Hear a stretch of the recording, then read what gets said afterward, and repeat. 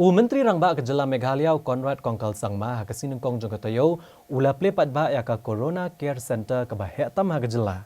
Bat kejaka ban penkerpang ne ka quarantine center ya gibreu ki besubadon ne ke jingpang COVID-19 ha ke Indian Institute of Management Shillong ke badan ha Sauli.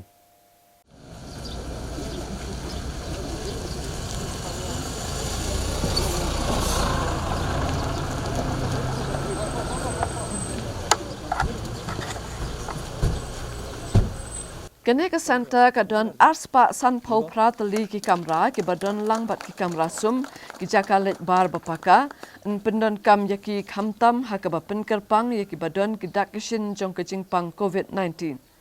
Yak IIM ha Sauli la itho kum ka Corona Care Center ha ubna yayong arajar arpo bat baro ki jingtai jong ke nek institute kenthop nadu ki hostel block bat ki wei la penbyang mentaru yak boarding ka bat kiwei ki jingdon.com.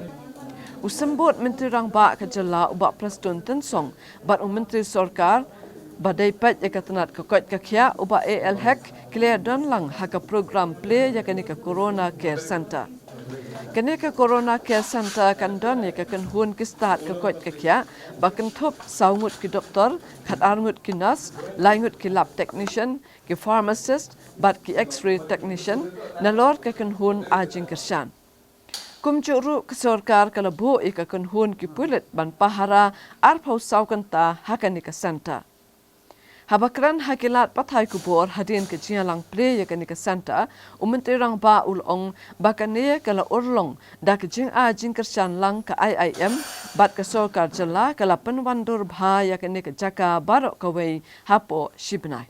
La ban kedau hang ni bahadu menta ke sorkar Jela kalabu arpo nyautali ki Corona Care Center bat quarantine center hakalang ki district jong ke Jela bat habaken lang habaro ki Corona Care Center ki don henriospa praphuai tali ki jingthia. This is of course been only possible because of the support of IIM and because of the support given by them and this place given by them to the state government. We've managed to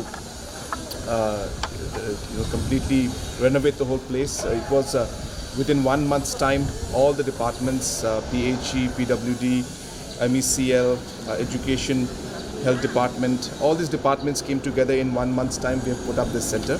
There are about 70 people working here, and this is a center where we will be putting cases, if they come up, positive cases, which are mostly in category A and B, which are mild cases. So therefore, this is most probably one of the bigger ones in this, definitely the biggest one in the state, and maybe in the region also one of the bigger ones. So I'd like to again thank IIM for their support, and also like to thank all the officials who have worked day and night to make this possible and completed within 1 month's time. And all the staff already are staying here.